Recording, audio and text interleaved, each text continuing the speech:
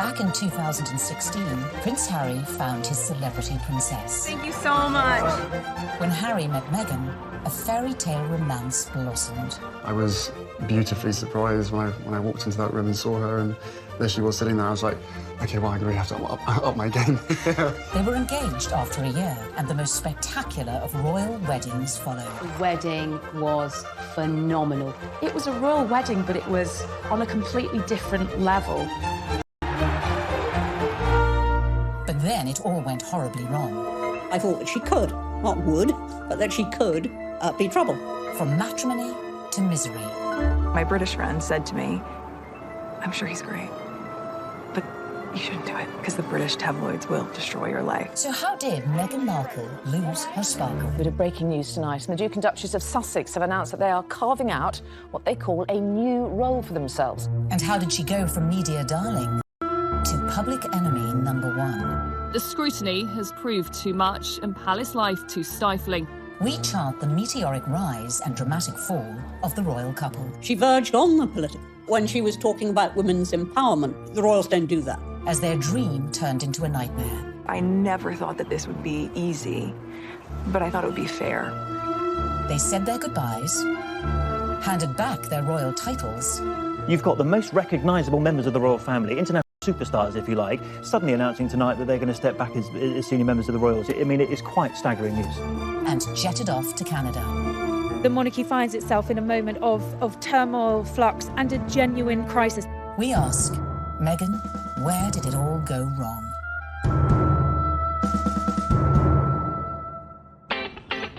In her dating years, Meghan was said to be an avid reader of 90s book, The Rules, a self-help dating guide read by millions worldwide. But the rules ain't got nothing on the Meghan Markle handbook. Beginning, of course, with step 1, be born into showbiz. To bag your Prince Charming, it always helps to start off in life with celebrity connections. And with Mum Doria and Dad Tom working in the entertainment industry, Meghan was all set. Meghan has a true showbiz upbringing. Her parents actually met on the set of General Hospital. Her dad was working on the lighting, her mom was temping there. It was the late 70s when my parents met. My dad was a lighting director for a soap opera, and my mom was a temp at the studio. I like to think he was drawn to her sweet eyes and her afro, plus their shared love of antiques. Whatever it was, they married and had me. They moved into a house in the Valley in LA to a neighbor. Nice, huh? You like these ponytails? Unsurprisingly, young Meghan soon caught the acting bug and would often visit her dad on the set of long-running TV sitcom Married with Children. Meghan had very much a showbiz upbringing. She would have been on set occasionally. She would have met famous actors and actresses probably from a young age, and understood that they were just people, and understood that there is a work that goes on behind the camera, because that's what her dad did. So she would have seen the reality of what it means to be famous at a very early age. Married with Children was, at the time, considered so risque, it was even boycotted by some viewers. So I grew up on the set of Married with Children every day after school for 10 years. I was there. Wow. I know. It's a very perverse place for a little girl who went to Catholic school, no less, to grow up. There were a lot of times my dad would say, Meg, why don't you go and help with the craft services room over there? This is just a little off-color for your eyes. I wasn't allowed to watch it at home. I could watch the end credits, so I could give the screen a kiss when I saw my dad's name go by.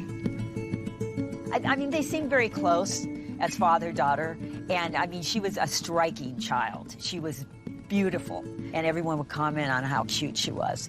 But beyond that, and more important than that, was the fact she was just a very nice little girl and very respectful, and just really a sweet kid to be around. I think one of the things that Meghan possesses, which is so ideal for her current role, is a comfortableness, a level of ease in front of a camera. And part of that would have been because she was raised to see the other side of a camera. Like her future hubby, Meghan's parents divorced when she was little, and from age 6, she lived with her mother. But even if she didn't know it yet, with her immersion into the world of showbiz, little Meghan's journey to find her Prince Charming had already begun. As developing a social conscience from a very early age is step number 2. We all know royals love a good charity fundraiser and supporting important causes. So, to increase your chances of royal romance, get involved with a good cause from an early age. Although Meghan's parents were divorced, together they instilled in her a sense of social justice.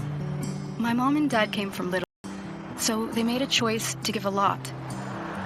Buying turkeys for homeless shelters at Thanksgiving, delivering meals to patients in hospice care, donating any spare change in their pockets to those asking for it. This is what I grew up seeing, so that is what I grew up being. A young adult woke up when I knew something was wrong. While still at school, unbeknownst to her, young Meghan was already learning one of the key attributes to being a princess: helping those less fortunate. Back in 2016, Prince Harry found his celebrity princess. Thank you so much. When Harry met Meghan, a fairy tale romance blossomed. I was beautifully surprised when I walked into that room and saw her, and there she was sitting there. I was like, okay, well, I really have to up my game. They were engaged after a year, and the most spectacular of royal weddings followed. The wedding was phenomenal. It was a royal wedding, but it was on a completely different level. But then it all went horribly wrong. I thought that she could, not would, but that she could be trouble. From matrimony to misery. My British friend said to me, I'm sure he's great, but you shouldn't do it because the British tabloids will destroy your life. So how did Meghan Markle lose her sparkle? Bit of breaking news tonight. And the Duke and Duchess of Sussex have announced that they are carving out what they call a new role for themselves. And how did she go from media darling to public enemy number 1? The scrutiny has proved too much and palace life too stifling.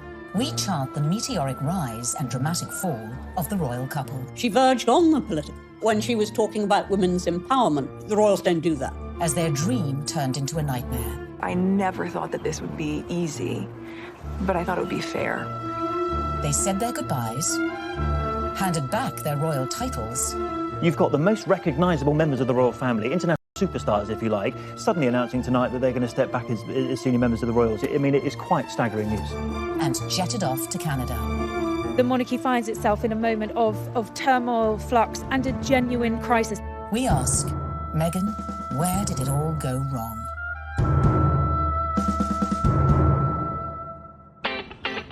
In her dating years, Meghan was said to be an avid reader of 90s book The Rules, a self-help dating guide read by millions worldwide.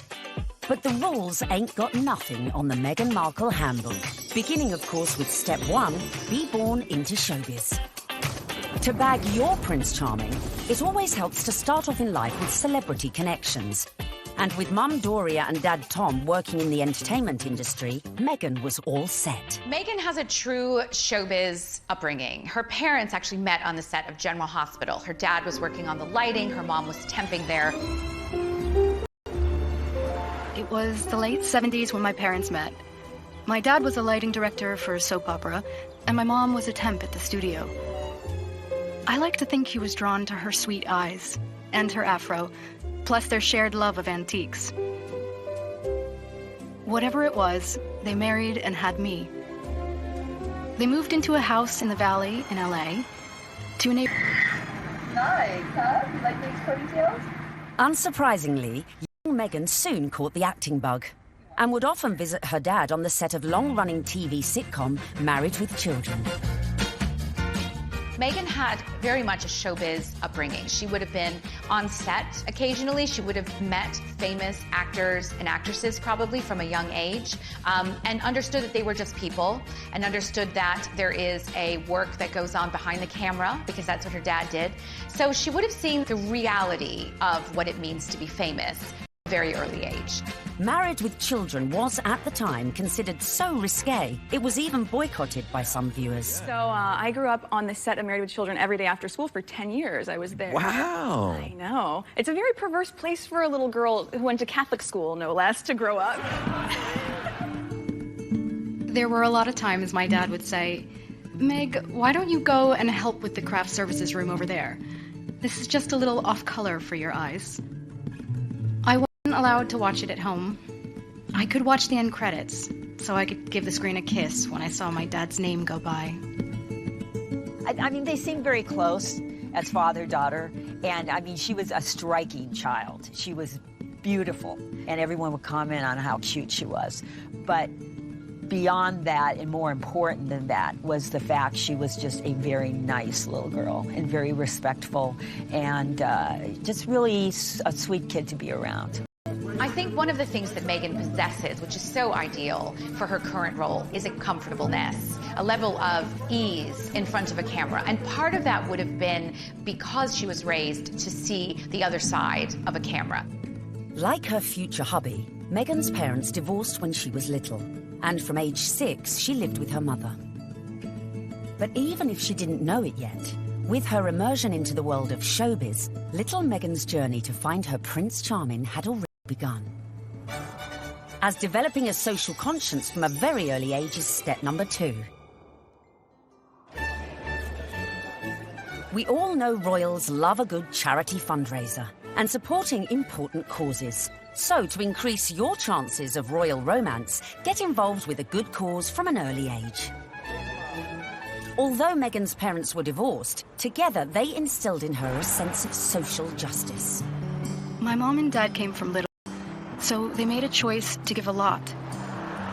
Buying turkeys for homeless shelters at Thanksgiving, delivering meals to patients in hospice care, donating any spare change in their pockets to those asking for it.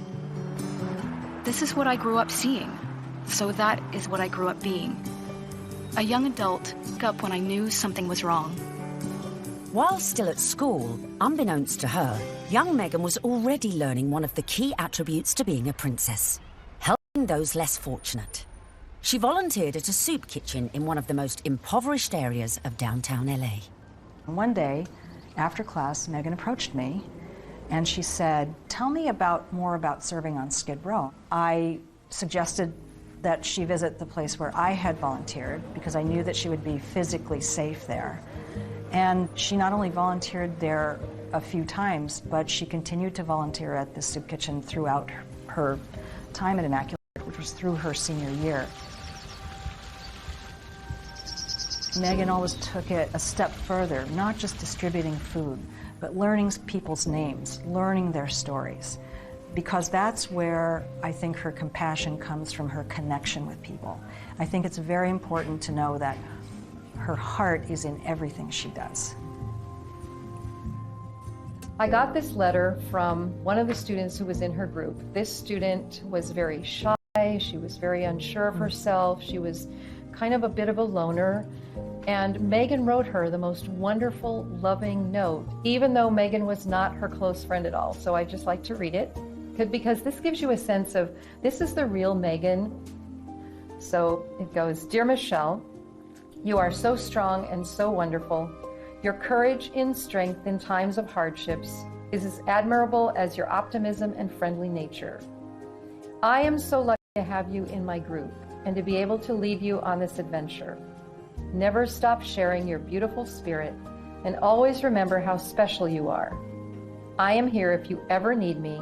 I love you, Meghan." Meghan was already starting to make changes, but coming up, we see how her voice reached all the way to the White House. It just wasn't right, and something needed to be done. And then, in our step-by-step guide to bagging a prince, we reveal how getting to Hollywood... Any actress in America needs a huge breakthrough, and Suits was that show. ...helped prepare her for her future role. I think it well equips her for the intrusiveness that accompanies being a member of the royal family.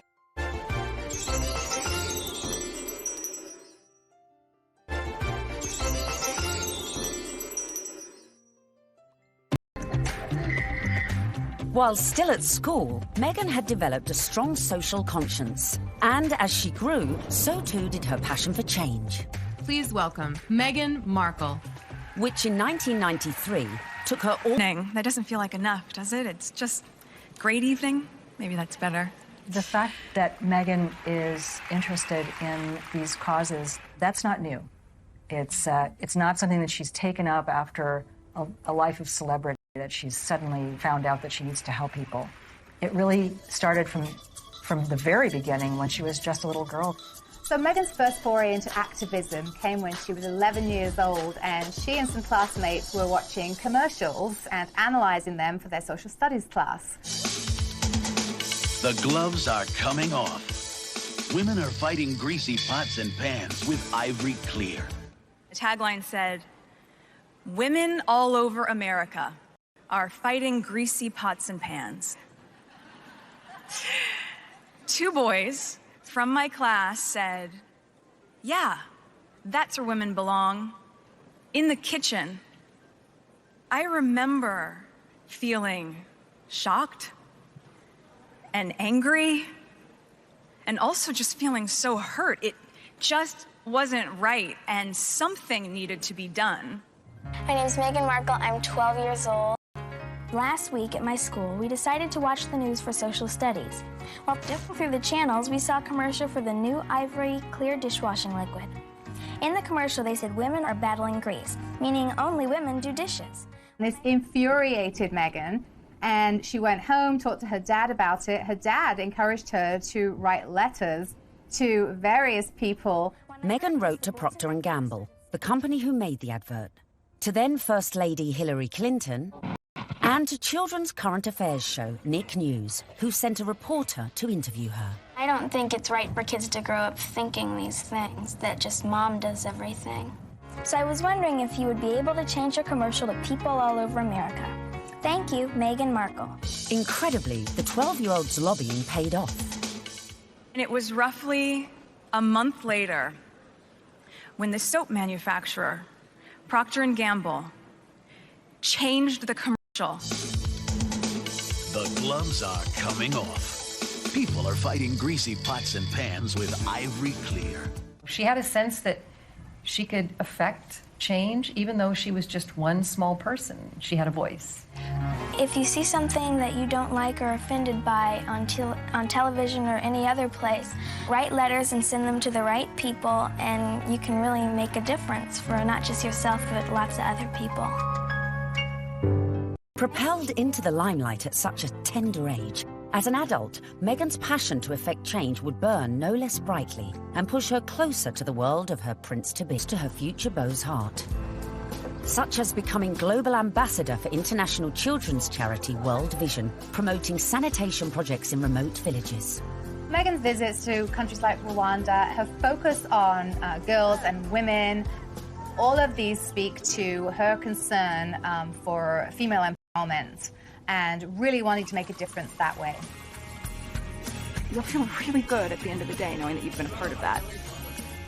I gotta get these kids home. I'm gonna go take a picture with them. We all know that charity is a huge, huge thing for Prince Harry. He's been working with various charities for years, and it's something that's really close to his heart because of how important it was to his late mother, Diana. If you wanted to impress him, doing a lot of charity work would probably go down very well. But being charitable alone might not be enough to bag a prince. So bring on step number 3. Of course, one possible way to bring yourself closer to royalty is to become a celeb. Easy, right? Meghan was a natural-born performer after all. Long before I taught Meghan, I saw her in the school plays. And she was one of those girls, when she was on stage, you were drawn to watch her because she just had this charisma and this charm, and she was really good. We have a musical and a play every year, and she was certainly one of the many shining lights that we have here at Immaculate Heart. After leaving high school, Meghan's dramatic flair led her to enroll at the prestigious Northwestern University, where she studied theatre and international relations. International relations and basically showbiz. It is a perfect combination for someone who's going to be in the royal family. There's a lot of showbiz involved in the royal family, and you know, no one talks about it, but it is like being an actress. You have to be so excited to meet people, some of whom may even say something that's a bit insensitive or rude, and you have to still make small talk and still smile all the time. You get your picture taken. Meghan's preparation really couldn't have been better for this role. Prior to attending university, she auditioned for roles in music videos for artists such as Shakira. After the aftermath of the audition. This is the aftermath of the audition, and it went pretty well. We just had to dance crazily, and so I did, and it was tiring. We just all danced like wild women, and I was shaking my hair around, and so that's that. While at university, Meghan showed promise on stage, starring in a number of student movies. Back home in LA one Christmas, a friend introduced her to a manager who'd watched one of her films. He offered to find her work, in return for the success was not an easy one. A young actor, actress trying to break into the business, it is not easy. My parents had been so supportive, watching me audition, trying to make ends meet, taking all the odds and ends jobs to pay my bills. I was doing calligraphy, and I was a hostess at a restaurant, and all those things that actors do. There's so many people out here who want to get into the entertainment industry. It's difficult. I had a beat-up Ford Explorer Sport that rattled like a steamboat engine in the morning. It was burning out. I had started to give up. It was tired and running on empty, going from audition to audition, just as I was.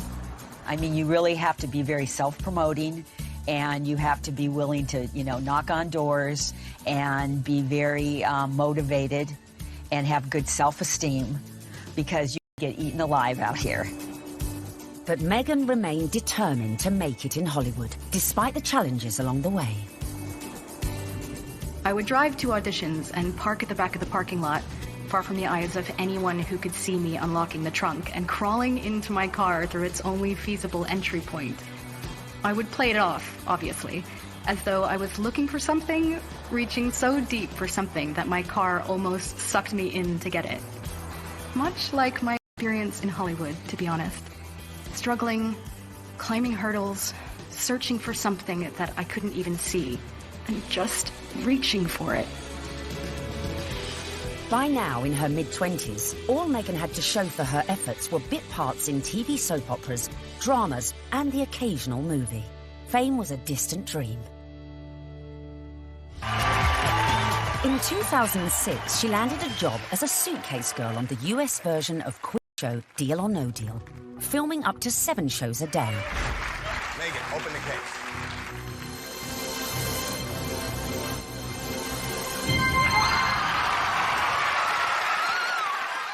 For somebody like Meghan, appearing as essentially an adornment on a game show would not be her ideal job. I'm sure she appreciated the paycheck, but she would have felt creatively unfulfilled. Just to be seen as a pair of legs or a pretty girl holding a briefcase full of cash, that's not what Meghan was after. But unfortunately, that is part of what leads to fame. You have to kind of pay your dues. You don't just start out on a show like Suits. I would put that in the category of things I was doing while I was auditioning to try to make ends meet. I was the ill-fated number, which for some reason no one would ever choose. I would end up standing up there forever in these terribly uncomfortable and inexpensive 5-inch heels, just waiting. But they were limited. Her dad was a lighting director. He wasn't an executive producer. So Meghan had to pay her dues like a lot of other young, beautiful actresses today. Along with the fierce competition facing any young actress trying to break Hollywood, Meghan had a further challenge, her mixed-race heritage. It took quite a few years for Meghan really to be comfortable with her identity.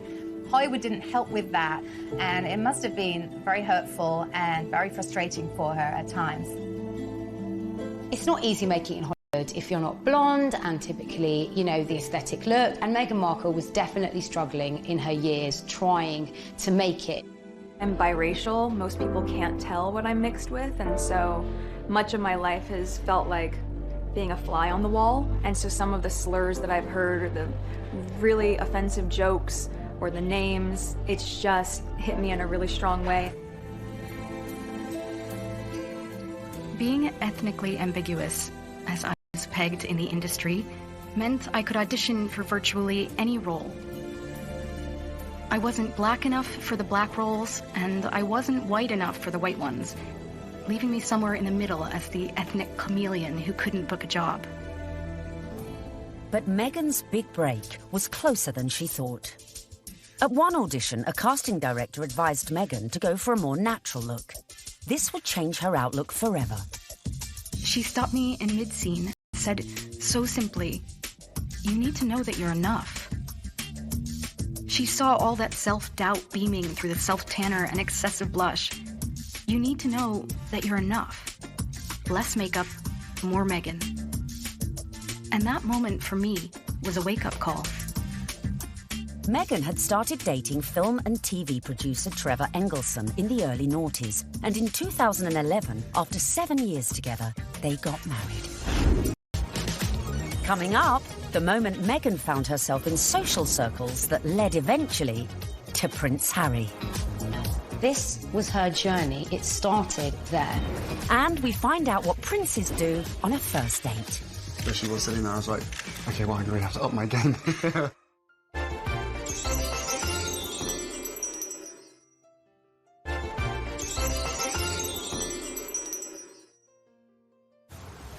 Bagging a major TV role isn't easy. But luckily for Meghan, her breakthrough was just around the corner.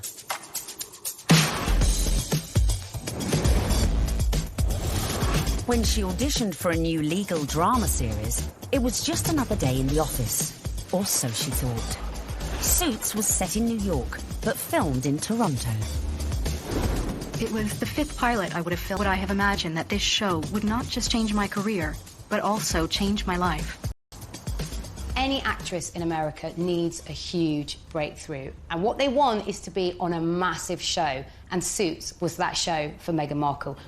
Meghan won the role of Rachel Zane, an ambitious young lawyer. Hi, I'm Rachel Zane. I'll be giving you your orientation. Wow, you're pretty. Good. You've hit on me. We can get it out of the way that I'm not interested. No, I'm sorry. I wasn't hitting on you. Trust me. I've given dozens of these, and without fail, whatever new hotshot it is thinks that because I'm just a paralegal, that I will somehow be blown away by his dazzling degree. Let me assure you, I won't. Meghan's character, Rachel Zane, was what we might call a grafter. She worked her way up, she had rich parents, but she didn't want to take any help from them. I guess there could be some crossover between Meghan's character, Rachel in Suits, and her normal everyday life. Her role within that, she's a strong, independent woman. Do you know what I mean? She commands respect, she commands authority. So when you look at Meghan in everyday life, she does that as well. You know, there is kind of some fluidity between those two roles there, for sure. Very strong, driven, independent women, but they really have a heart of gold. They're a bit of a soft touch. They'll help anybody. We know this of Meghan, and I think as the show went along, Meghan was able to incorporate more of herself into the character. The flip-flop culture is part of just who I am. I love my cutoffs and flip-flops and being as relaxed as can be, which is why it's so fun to dress up and play Rachel. Finally, after years of graft, she'd landed her big break. The show was a hit. The USA Cable Network commissioned a second series, and Meghan moved full-time to Canada to be near the studio. Meghan's move to Toronto was a big deal. She's very close with her mother, Doria, and she moved away from home and her friends in LA to go start a new life in Canada. So Meghan chose not to live in, like, the poshest area of Toronto. She chose Seton Village, which is more back, tree-lined, and people keep to themselves, and that's exactly what Meghan did. So much so that her neighbors didn't even know who she was. But not for long. The show soon became an international smash, catapulting Meghan to fame and to becoming a household name. I'd never watched Suits. I'd never heard of Meghan before. Well, nearly a household name. He had to say that. She was so sexy in it. He couldn't say, like, I've actually seen her, like, passionately kissing loads of guys. And I was like, yeah, I want to marry that. When she landed the role in Suits, Meghan became a legitimate, bona fide celebrity. This was the first time that, you know, she would have had her name called out on a red carpet. This was the first time she would have been tapped. So this was a big adjustment for her, and it all happened away from home. But being away from home wasn't without problems. For two, the problem with the marriage was the distance. And no sooner were they married than she got the gig on Suits, and she was in Toronto and he was in LA. And the relationship just didn't last. Meghan may have been unlucky in love, but her star was on the rise. And with stardom came power. Before filming season 4 of Suits, Meghan complained to the program makers. She once said that every script seems to begin with, Rachel enters wearing a towel. And at some point, she put her foot down and was like, no, I'm not doing that. She doesn't need to be that. And the character evolved. I didn't think you'd be so naive. Excuse me? Your job wasn't to talk to Mr. Bailey once and, after being moved by his tale of woe, tell me to jump him to the top of the pile. It was to assess his case and present evidence. And it's exactly what I'm doing here. I just left 2 boxes of textbook prosecutorial misconduct with your secretary. You found all of that since yesterday? Yes, because while I may only be a second-year law student, I have been a practicing paralegal for the past 8 years. Looks like I have some reading to do. I'm sorry for interrupting your day. Good afternoon, Miss Zane. Meghan's global exposure as Rachel Zane was perfect prep for another future role. I think it well equips her for the intrusiveness that accompanies being a member of the royal family and being followed at every turn, because she was very used to, you know, sort of putting her own life in the spotlight.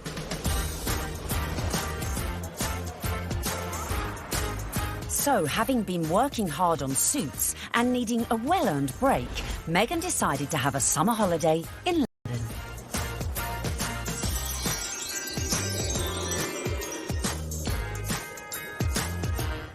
The summer of 2016, which turned out to be a very important summer for Meghan, was actually initially a bit of a getaway, a bit of a girls' holiday, a romp around Europe, a celebration of the fact that she was newly single, and she decided that she'd come on a road trip.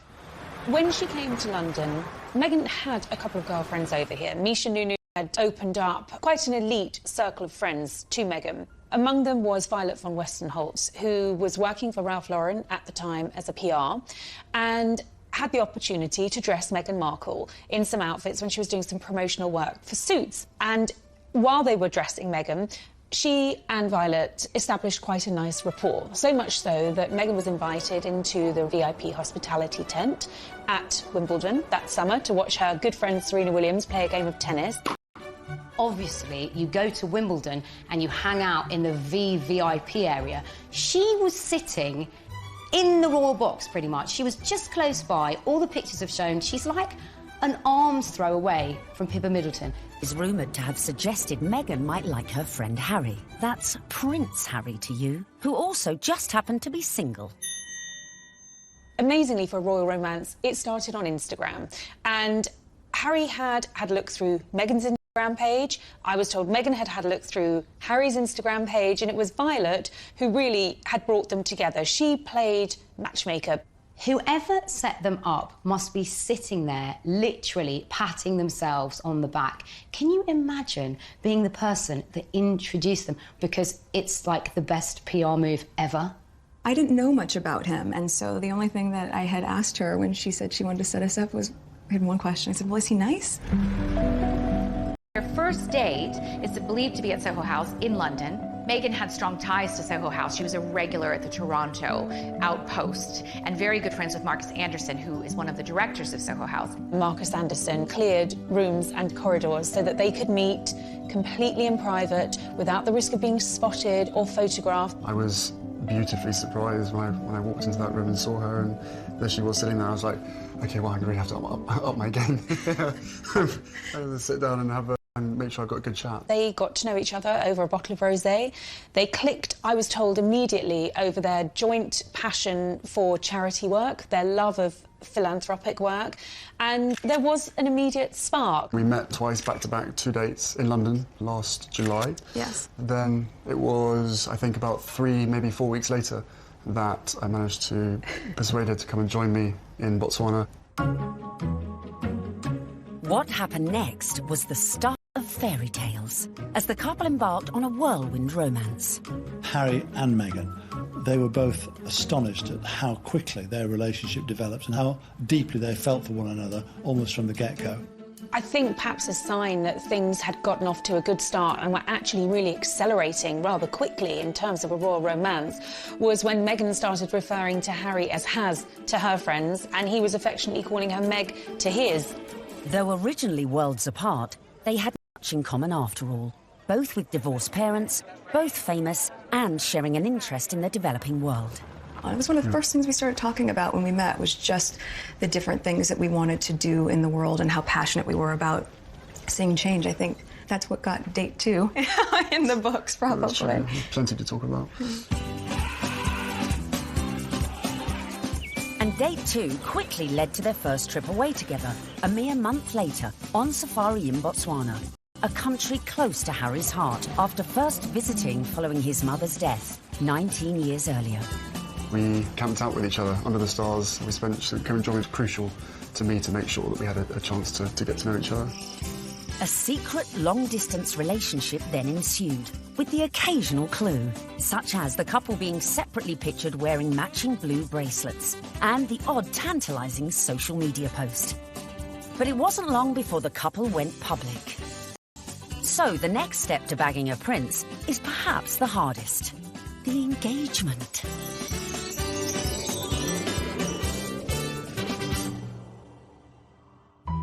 So Haz and Meg were love's young dream.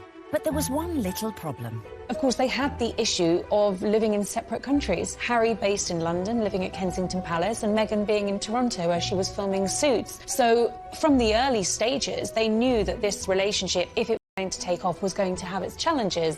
More often than not, it was Prince Harry jumping on a scheduled flight, incognito, in a baseball cap and a hoodie with just a single protection officer in tow, and taking a regular British Airways, usually, flight to Toronto. He was never seen, never spotted, and so they were able to conduct those early months of their relationship in clandestine and get away with it.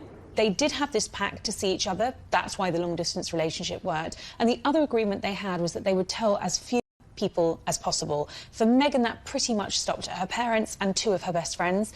For Harry, he confided in his father, his brother, and 2 of his best friends. And by doing that, they really kept it in a very tight inner circle. Astonishingly, the couple managed to keep things on the down low for 3 months, until late October, when the cat, or should that be corgi, was out of the bag, after an anonymous source leaked the story to the press. Well, I can't say much about how the story came about, apart from that the information that he was seeing Meghan came to light. And what was interesting in that circumstance, covering a story like that, is normally a name might be mentioned linked to Prince Harry and you wouldn't know who they were, and you'd have to try and research them, and you might not find very much online because they're a private individual. Of course, in Meghan's case, there was reams and reams of information about this American actress with illustrious history, not only of starring in shows like Suits, but also with this huge charitable side to her. The fact that she had been involved with the UN and everything became apparent. So really, you have a one-fact story like that and it breaks, and the rest of Fleet Street is then playing catch-up. And it was then after the story broke that you found descending on Meghan's house, chasing after anyone that ever knew her, chasing after family members. I think both of us were totally surprised by the reaction after the first 5-6 months that we had to ourselves. Now everyone knew about their relationship, but would everyone approve? Especially Harry's inner circle of trusted friends. But they also welcomed her, and by the March of 2017, Meghan was invited to his best friend's wedding. Harry flew Meghan out to Montego Bay for the wedding of old Etonian pal Tom Inskip. She was made to feel very at home, the friends were very welcoming, and she started to actually forge friendships with these people on her own. And that's really lovely that, you know, Prince Harry at the wedding of his pal, and his pals are saying, you guys could be next down the aisle. I mean, what's better than that? They could obviously see that this is genuine. This is a real thing. Well, one of the things I was told by someone at that wedding in Jamaica was that they'd never seen Prince Harry look so happy. And in fact, at the wedding reception, there were jokes of, you two will be next. And actually, those were accurate predictions, because they were. Coming up, the royal couple to be his first public appearance. I don't know how many people were actually watching the wheelchair tennis match, because a lot of people were watching Harry and Meghan. And just how did Meghan's prince pop the question? I had the ring in my finger and I was like, can I give you the ring? And she was, oh yes, the ring.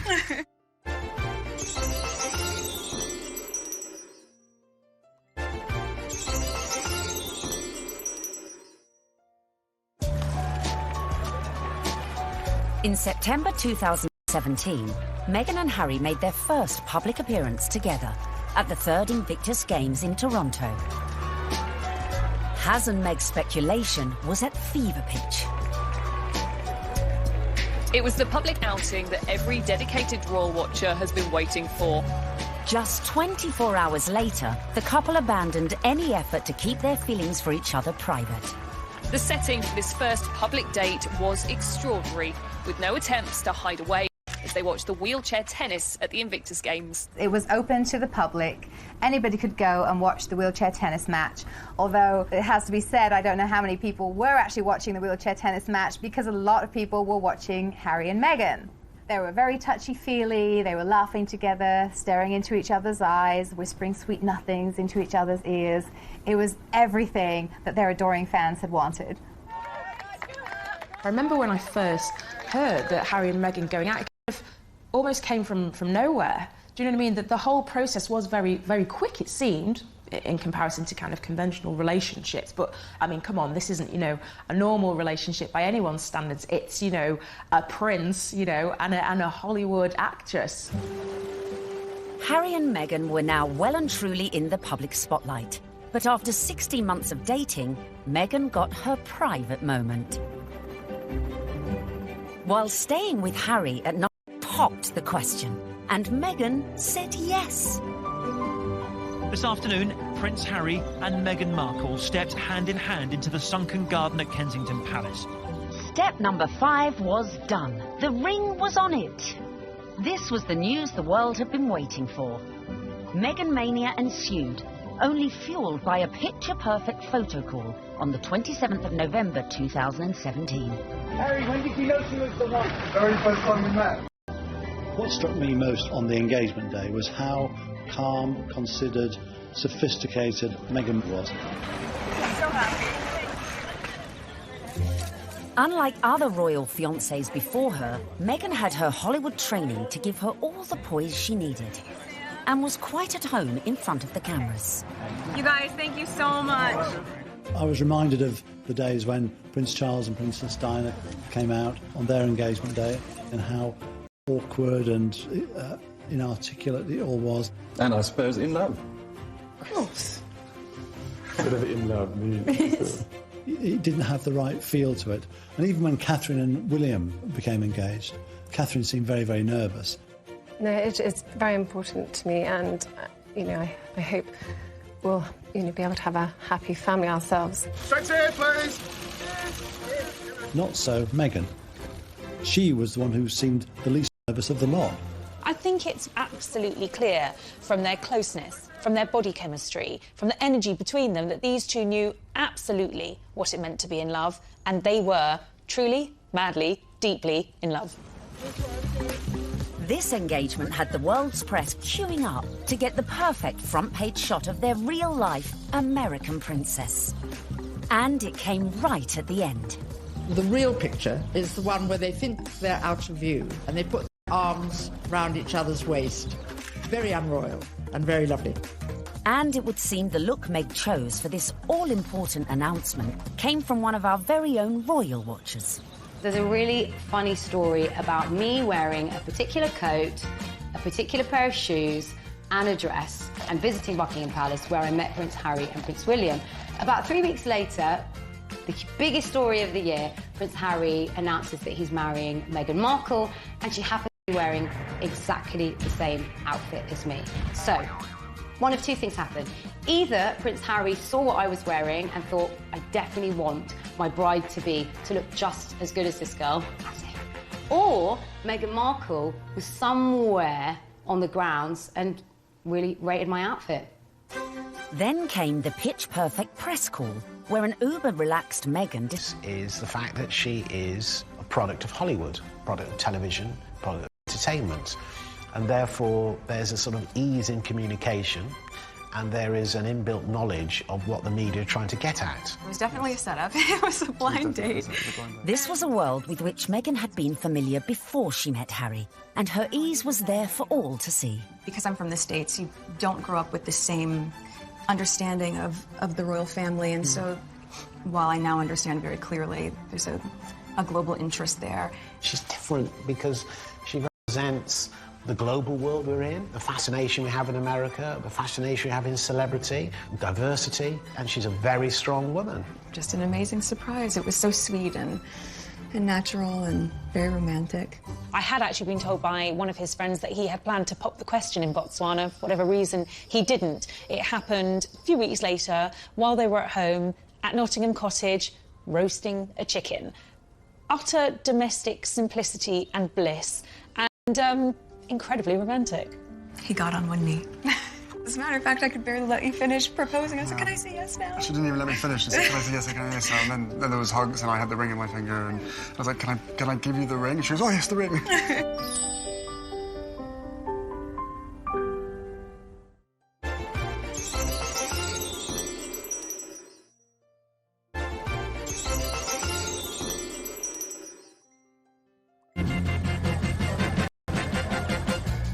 Meghan and Harry were united in their passion for change. And in the months following their engagement, Meghan had thrown herself into charity, winning the hearts of the British public. It was clear from day one that she was like a duck to water. She is absolutely natural at this, very engaging, very warm, lots of eye contact. Harry was showing off his new fiancée far and wide, and she charmed everyone from all walks of life, including those who walked on four legs. She even wore a matching coat for the occasion. You can see the American effect of Meghan Markle in every single photo call and every single walkabout. When Meghan goes on walkies with Harry, she's hugging people. In Nottingham, the couple visited charities that were close to Harry's mother's heart. You could see the pride in Prince Harry. I mean, it was a joy to watch. While back in London, a visit to Brixton brought Meghan even closer to the community. Believe it or not, everyone is listening, and I'm in the same room as the royal couple right now. They actually shook my hand. I didn't expect that. I thought, you know, it would just be a distance. They were pretty cool. It was a real nice, good, feel-good factor. They should come more often. They really should. Our Meg. But would this be the case with the in-laws? The next step in Meghan's journey would be getting to know the firm. And the hotly debated topic of her background was never far from the fore. You be Harry, and I'm gonna be the, Queen Elizabeth, since I got this on, right? And you telling me about your girlfriend, okay? Hello, Harry. Grandmother, I met this beautiful woman, and she just happens to be mixed race. Step 6 in our guide to bagging a prince is charming the in-laws. One of the things I found really amazing when I was charting this story was just how warmly welcomed Meghan had been into the royal fold right from the early stages. The early meetings with William and Kate and Charles and Camilla, they were very welcoming. And actually the speed at which Meghan was introduced to the Queen was very surprising. When I looked back at Harry's relationship with Chelsea, it was several years before Chelsea was introduced to the Queen. Cressida, who dated Harry for 2 years, was never introduced to the Queen, but within a matter of mere months of dating her, Harry had Meghan meet the Queen. She's an incredible woman. And the corgis took to you straight away. That's true. In fact, Queenie was so impressed that mere weeks after the couple's engagement, she took the unprecedented move of inviting Meghan to spend Christmas in Norfolk at Sandringham, giving Meg the opportunity for a serious charm offensive. It was a tremendous break with convention that the Queen invited Meghan, who was, after all, just a fiancée, to Sandringham, because normally it's just the wives and the husbands of members of the royal family who are allowed there. I was told that the Queen's feeling was this. She's preparing to give everything up for her grandson, her career, her identity, her nationality, her home in Toronto, everything to be with Harry. And the Queen's feeling was the very least we can do is to make her feel welcome at Christmas.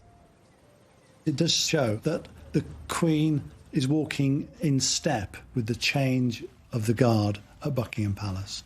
This would have been a far different Christmas to the one Meghan spent in LA the previous year, with the historic 20,000-acre estate playing host to all sorts of little family quirks that would prove a challenge to any outsider.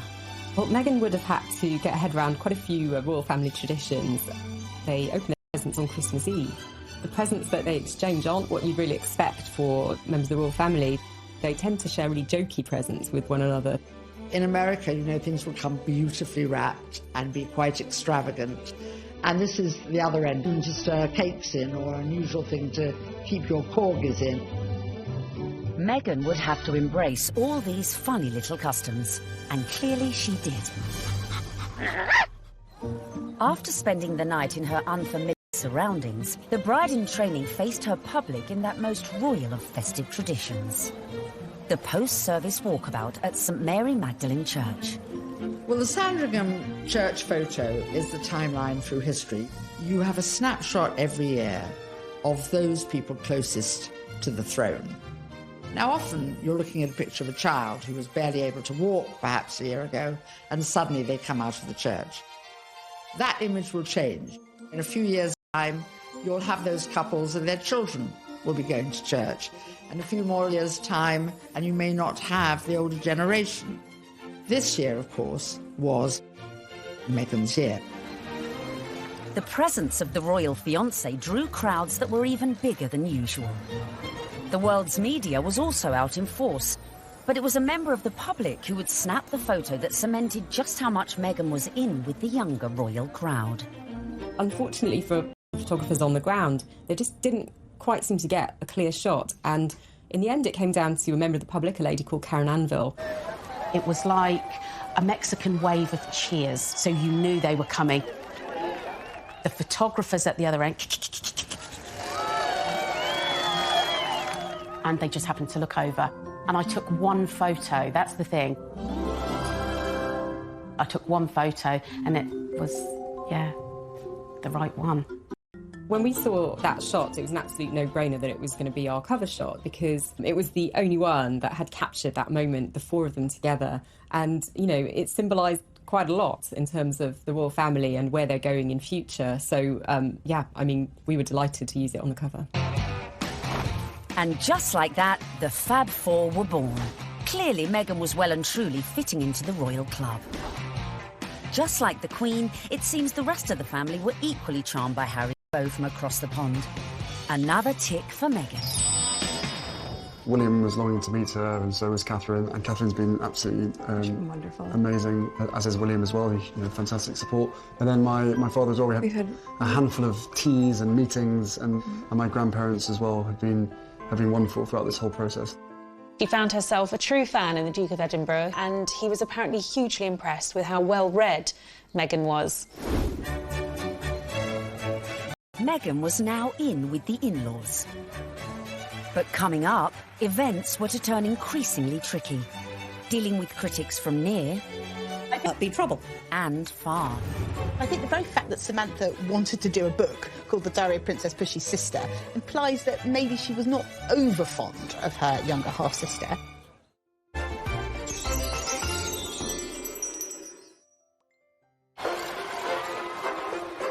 Meghan was proved popular with the in-laws, the friends, and was now conquering the British public. But what to do when you find out not everyone likes you? I don't know about this Meghan Markle. Yeah, she's too confident and self-assured. You see what I mean? This water feature's shit, isn't it? Yeah. Oh my God, I thought I was doing so well.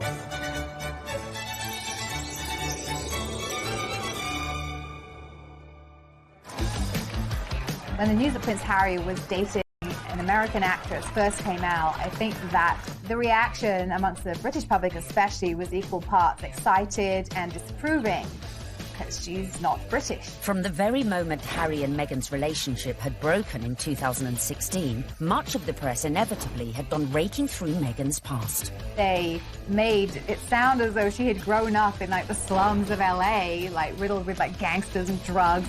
With some reports focusing on the breakup of her parents' marriage and relationship with her half-siblings. Time is 7 minutes. Harry didn't help matters when he went on to guest edit BBC Radio 4's Today programme. It started well. Morning. Very good to see you. He got some of his mates on the show, like this guy. Okay. But I need a British accent. But if you start using long pauses between the answers, you're probably going to get the face. Let me see the face. Oh, okay. But during the course of the programme, Harry answered one question about Meghan. It was your future wife's first Christmas with the in-laws. How was it? She really enjoyed it. The family Loved having her there, and it's, you know, it's the family that I suppose she's never had. It's the family that I suppose she's never had. But Harry's comments did not go down well with one member of his future wife's family. Meghan's half-sister Samantha was very cross with what Harry said on the Today programme about the family not being close or a normal family. Samantha tweeted that was really not the case, and she defended their family as a normal family, a close family, a loving family, and didn't understand what Harry was talking about.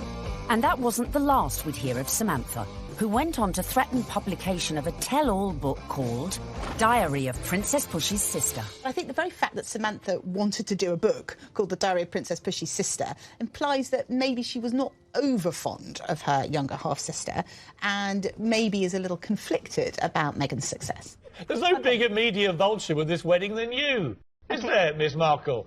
I mean, how you have the gall to come on here and talk about media? You've been trashing it for 2 years, you little vulture. I've made it clear in several interviews that you can't judge a book by its cover, and similarly, you can't judge a book by its title. Samantha also criticised Meghan's charity work. If you are interested in helping those less fortunate than yourself, it really should begin at home. Could all this bad publicity derail the wedding? And just how should Meghan respond to this particularly barbed attack?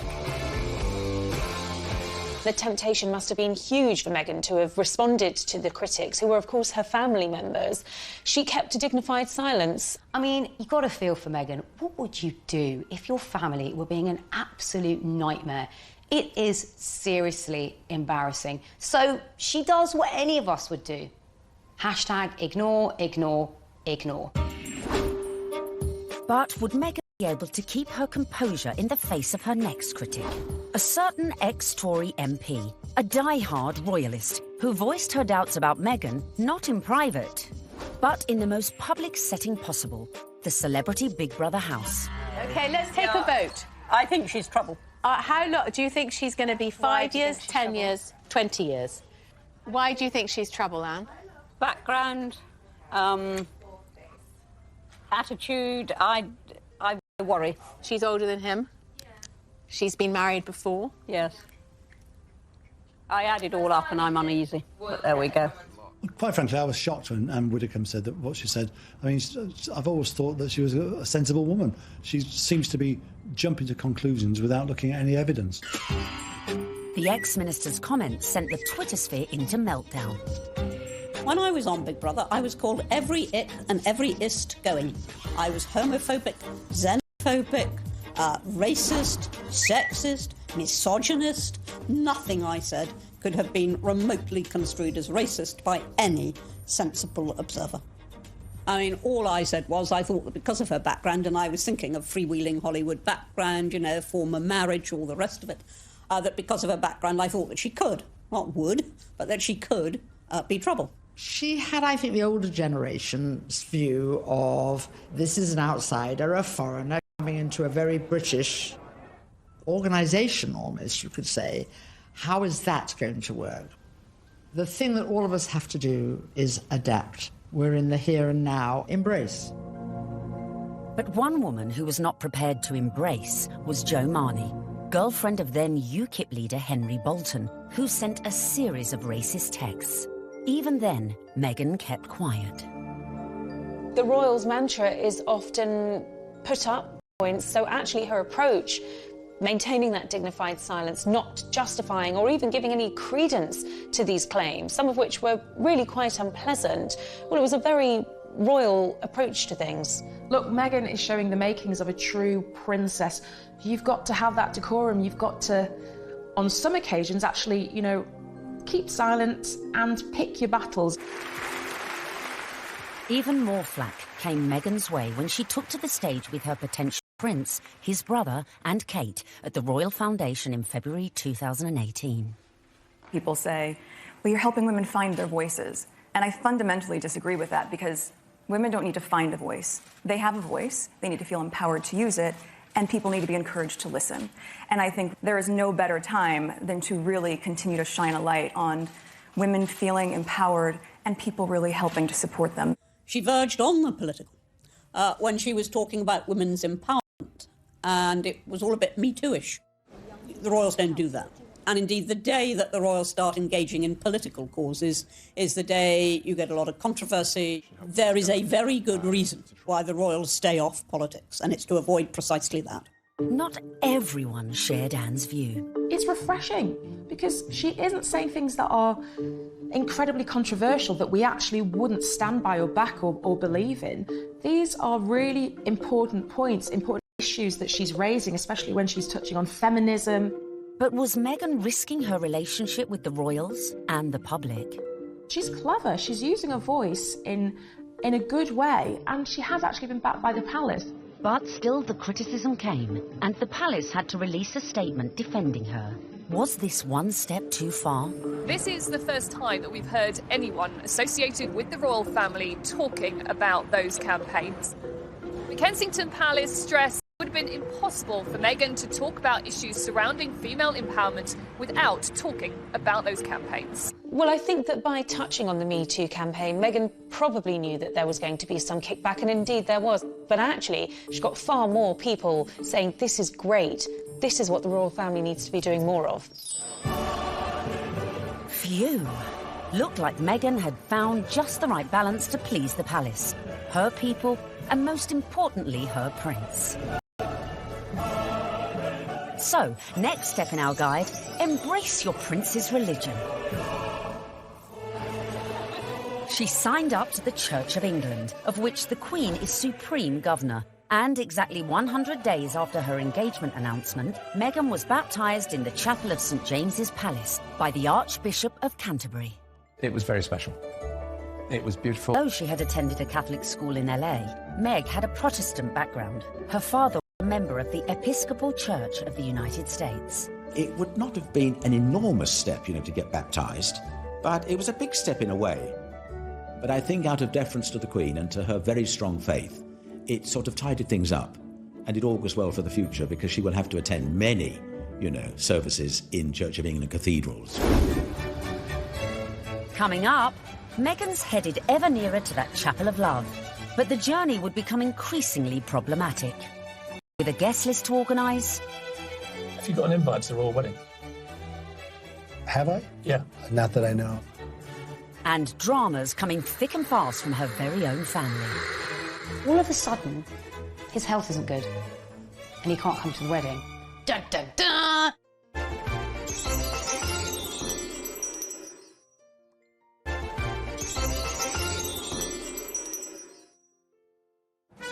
Welcome back, where we find Meghan almost at the final furlong of her romantic journey. But managing your wedding carefully was not to prove so easy for our Meg. First hurdle, the date. The wedding of Prince Harry to Meghan Markle. The date, the 19th of May, 2018. Recent royal weddings had all been held on weekdays, but not this one.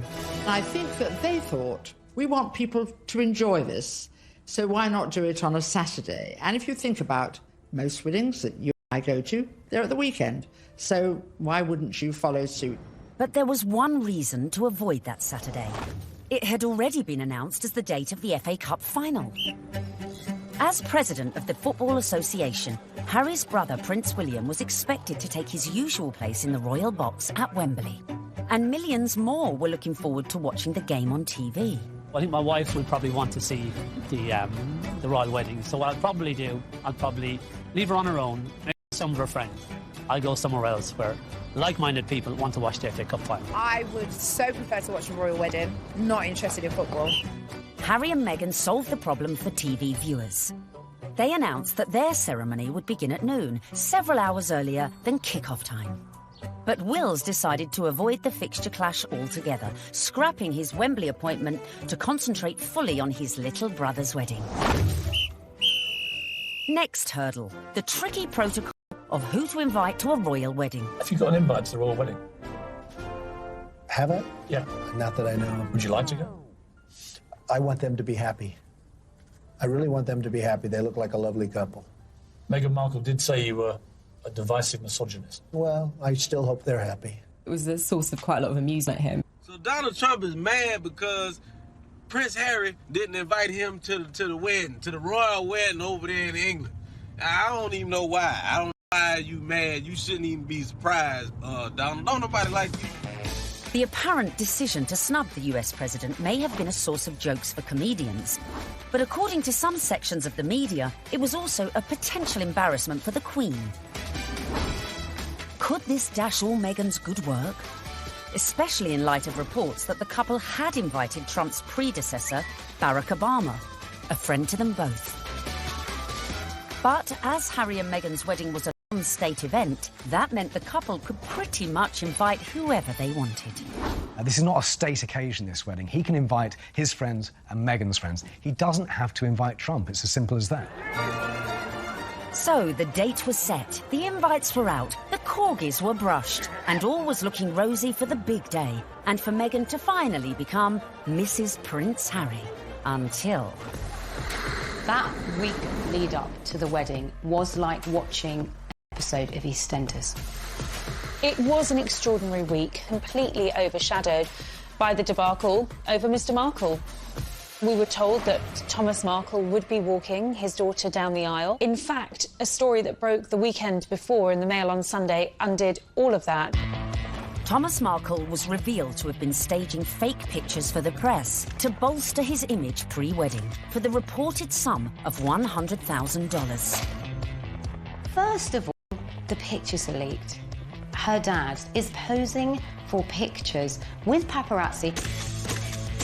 Such was the embarrassment Mr. Markle felt he'd caused to his daughter that at the 11th hour he pulled out of the wedding. It got so confusing. It was like, is he going to be coming to the wedding?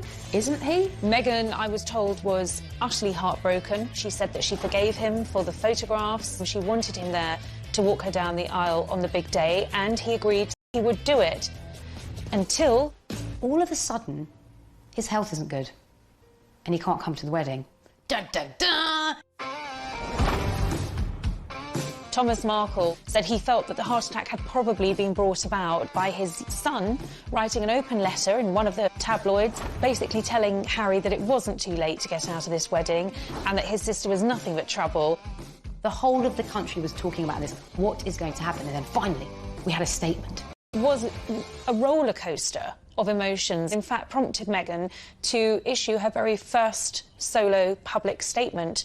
And very tellingly, that statement began with the word sadly. Must have been really difficult, because in the end, you know, it was announced that her father, without an invitation. Former sister-in-law Tracy Dooley, that's ex-wife of the half-brother who just trashed Meghan in a letter, jetted into Heathrow with sons Tyler and Thomas, plus a shed-load of baggage, in every sense. There's more likelihood that I would have got an invite. They turn up, got all the suitcases, you see them having their pictures taken in the airport. You're thinking, what is going on here? Because apparently they either think they're going to get a last-minute, you know, somebody cancelled, you can come to the wedding now, or they're just going to make money off the British media and do loads of interviews. It's all about the... be a pretty exclusive event. Right. So, I mean, if they feel like they would like to invite us, we'd be honored, and if not, we're going to be cheering her on and... Totally supporting her, no matter what. And then on top of all of this, Meghan has to find out that her nephew Tyler is growing cannabis and has even called his special batch the Markle Sparkle. I mean, it was just disastrous from start to finish. And I think actually everyone, not just Meghan, was pleased when they packed their bags and went right back to where they came from. Cue an epic sigh of relief at the palace. Despite all these problems, the wedding stayed on track. Which brings us nicely to step 11.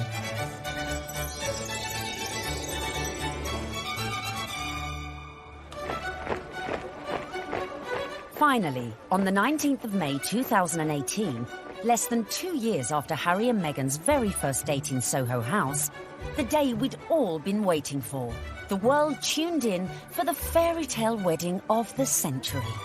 Let's face it, if you're marrying a prince, you may as well pull out all the stops. Meghan and Harry really did have the ultimate fairy tale wedding. You know, they didn't choose St. Paul's Cathedral, where, of course, we saw Charles and Diana wed. They didn't choose Westminster Abbey, like William and Kate. They chose Windsor, which is a lot smaller and feels a lot more private. I was there at the wedding on the day, and Windsor felt like literally a fairy tale come to life. Everything was magical. And as the 600 guests drifted in, it was a veritable who's who of the world's A-listers, from music, film and sport. think this was the very first really modern royal wedding that we've ever seen, and it was a true marriage of Hollywood royalty with British royalty. Oprah Winfrey, Idris Elba, George Clooney and Amal, and a cast of Suits. You had Hollywood stars mingling with British aristocracy. It was extraordinary to see. By the time HRH arrived, the atmosphere at Windsor was electric, with 200 representatives from the Prince's charities among the 2,640 cheering envoys, included Princess Charlotte and Prince George, plus the children of some of her closest friends. Sporting the uniform of the Blues and Royals, the regiment Harry served in the army, the groom arrived with a familiar-looking best man.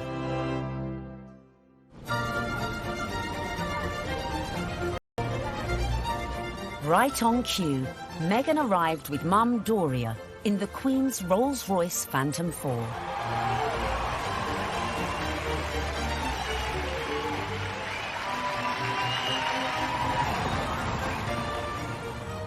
The wedding was phenomenal. The wedding was amazing. I mean, we all wanted to see what she was wearing. And we weren't disappointed when Meghan stepped out in a Givenchy dress with a veil featuring flora and fauna from 53 Commonwealth countries. Topped off with her something borrowed from the Queen, Queen Mary's diamond bandeau tiara.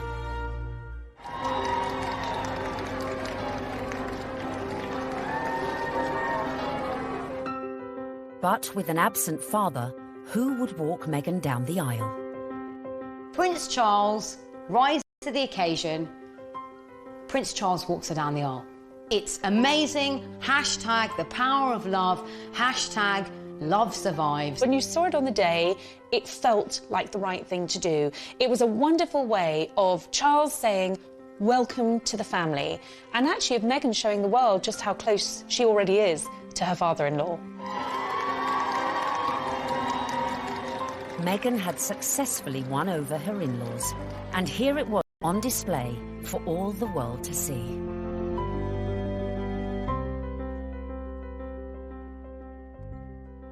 It was lovely. It was really lovely. It felt positive, and yeah, you couldn't help but smile watching it. When the night has come. So, not only had Meghan married a prince, but she had ensured that their wedding would be one that the British public would never forget. And neither would the 60 million who tuned in from around the globe. No, I won't be afraid. It wasn't your typical royal wedding. We had been told by courtiers to expect some surprises, but I don't think anyone expected quite what we saw. Listening to that incredible gospel choir, which was a beautiful touch and a wonderful nod to Meghan's dual heritage. Stand by me. Stand by me. Inside, you've got the gospel choir, you know, raising the roof with the music. You've got the reverend. Was one of the stars, one of the unexpected stars of the day. I don't think anyone was expecting his sermon. I certainly don't think the royal family were expecting his sermon, because the look of surprise, and I might say bemusement and bewilderment on some of their faces seemed to suggest that they were quite taken aback. We must discover the power of love, the redemptive power of love. And when we do that, we will make of this old world a new world. He started speaking. He just had everybody on the edge of their seats, whether you were there or you were watching it on the television. The room felt alive. I don't think St George's Chapel has ever heard such an effusive address, or heard Martin Luther King quoted in that way. There's power in love. Don't underestimate it. Don't even over-sentimentalize it. There's power in love. You know, there is power in love, and if we hadn't heard it once, it was drilled into us, so we knew that by the end of his sermon. Well, there's power in love. Her family weren't there. It was just her mother. But her story, her African-American heritage, that was all beautifully reflected in the ceremony and in the day itself. All these things that are really very Meghan just made you realise how much more the world is coming together. It was poignant, powerful stuff. Meghan, I give you this ring. Meghan, I give you this ring. As a sign of our marriage. As a sign of our marriage. By the joining of hands and by the giving and receiving of rings. I therefore proclaim that they are husband and wife. She'd done it. She'd got the ring and she'd married her prince. Watching that wedding, you know, even if you're not a royalist and you're not a romantic, you really couldn't help but be taken in by it, because it was two people that actually seemed like they were really in love, which on any level is just so nice to see.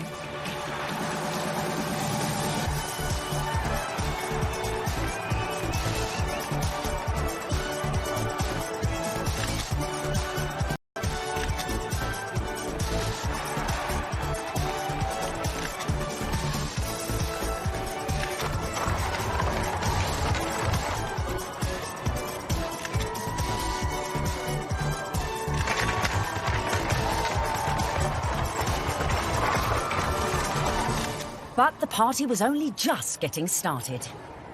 Serena Williams playing beer pong. I bet she aced it.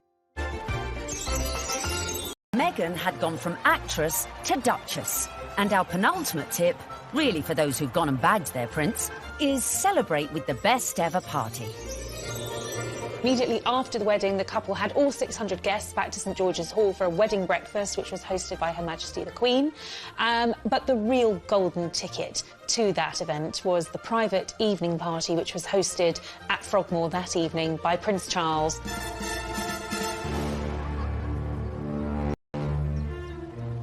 We saw, of course, Meghan's dress for the after party, which was by Stella McCartney.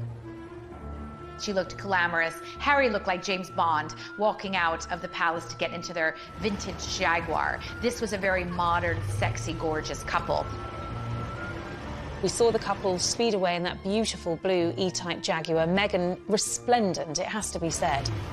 Harry looking more James Bond than Prince Harry.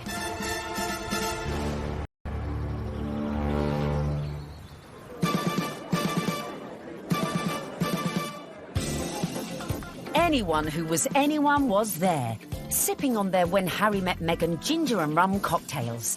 George and Amal, Serena Williams, James Corden and Idris Elba, who turned DJ for the night and span a few tunes. I was put forward to DJ. I really wanted to DJ. I would have done the best wedding set in the world.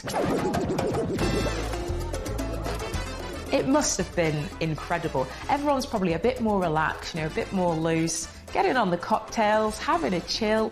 Everyone just wanted to know the juicy details of this VVIP party. Were these huge Hollywood stars and celebrities doing the same kind of things we do when we've been drinking since about midday? Yes, they were. There's some wonderful tales of Serena Williams beating everyone hands down at beer pong, a drinking game that apparently Meghan and Harry loved. Serena Williams playing beer pong. I bet she aced it. Serena has since denied she played this game. Shame. But who knows? Maybe when they throw their next party. George Clooney serving up cocktails and whisking Meghan and Kate around the dance floor. A dance-off instigated by James Corden between Princes William, Charles and Harry. Which we like to imagine looked like this. Come on, well, it's my reception. Could bust a few. Yeah, there you go. Yeah, there you go. Okay. Yeah, come on. You like that, brother? Yeah, twerk it, Wheels. Twerk it, Wheels. There you go. No, yeah. Oh, no, Grandon just saw that. Bollocks. All right.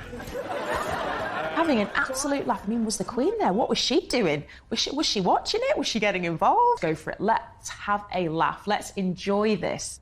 I think it was just a fantastic night where the couple were able to really do things their way, from serving dirty burgers at midnight out of posh burger stalls in the grounds of Frogmore to handing out monogrammed slippers so that their guests in those 6-inch Louboutins or whatever they were wearing could actually rest their weary feet come the end of the night. And if you want to ensure you throw the best party ever, be like Meghan and make sure your guests leave their phones at the door so you can let your hair down without any sneaky snappers. You don't want a repeat of the dramas of a previous royal wedding. 10 years earlier, the same venue had hosted the wedding reception of Harry's cousin, Peter Phillips, and his wife, Autumn Kelly, who provoked a scandal when, unbeknownst to most of the guests, they sold photos of the private bash to Hello magazine for £500,000. Generally, what happens in the private do's stays in the private do's. There are no cameras there, or none of our cameras are there. So what happened with Peter and Autumn's wedding is controversial and unusual. The junior royals host a wedding ceremony, which is where there's supposed to be the private situation, the most private the royals are ever in, inside their own home, for goodness sake. And they thought this was just photographers at a wedding and happily posed and grinned away. And then were quite amazed in a couple of weeks afterwards to see 59 pages of a Hello supplement dedicated entirely to things that they thought were private family shots. I think it went down like a lead balloon with many members of the royal family. Luckily, Harry and Meghan's wedding reception went off without a hitch, but with a bang. One of my favorite details about the whole thing is that Harry and Meghan snuck away at the after party. They went off to be together. And I think that speaks a lot about this couple. They are, above everything else, madly, genuinely in love with each other. Which leads us beautifully into the final step of our Bag of Prince guide. Live happily ever after. What will we see next? I think we will see them both just dive into work. I think there's a feeling about the two of them that they don't want to hang around. They want to get involved with their charities. She seems to be a woman with a mission, and I don't think it'll be long before we hear exactly where she's going to focus her energy.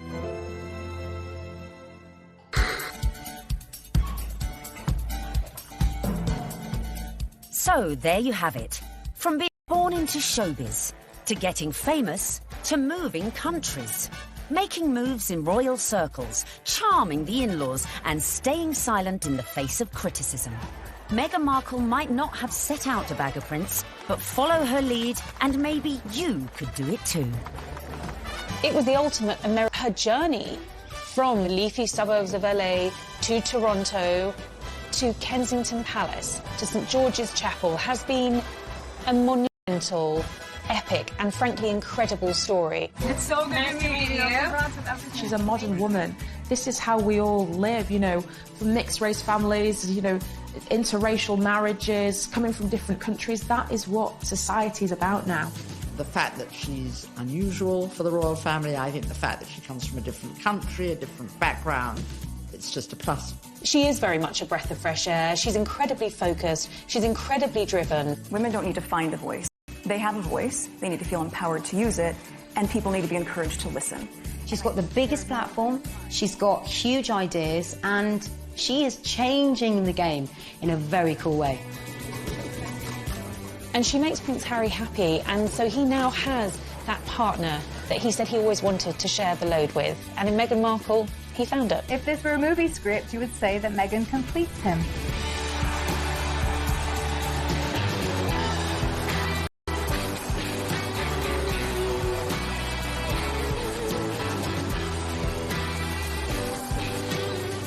It's an incredible rags to riches story. It's amazing. I'm so jealous.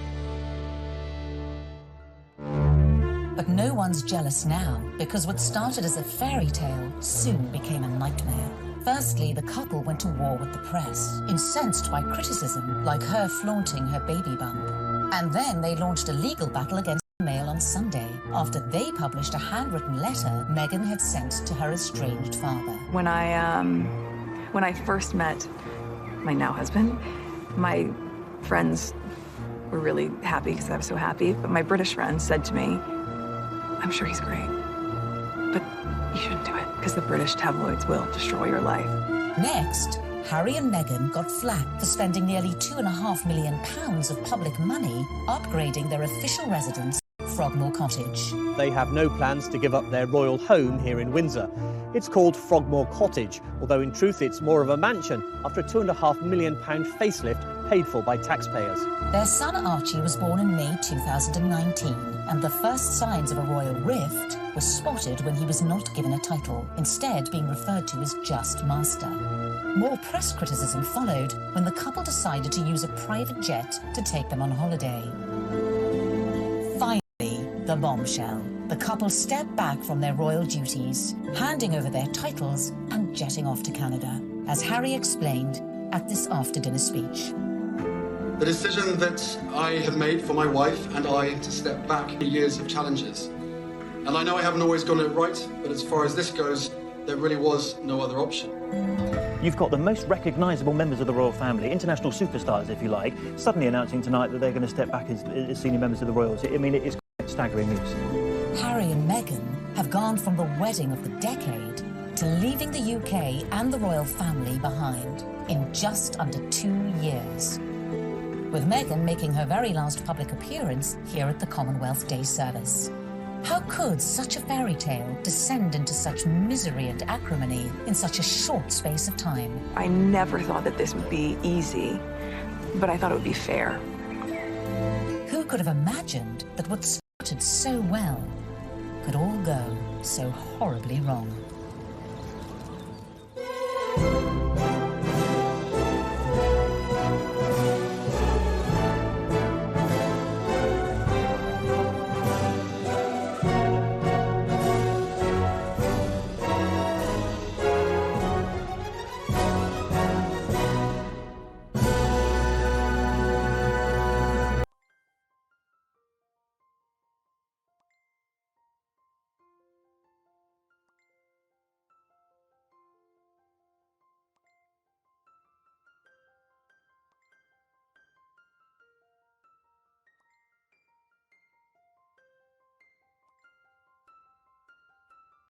As developing a social conscience from a very early age is step number 2. We all know royals love a good charity fundraiser and supporting important causes. So, to increase your chances of royal romance, get involved with a good cause from an early age. Although Meghan's parents were divorced, together they instilled in her a sense of social justice. My mom and dad came from Little, so they made a choice to give a lot.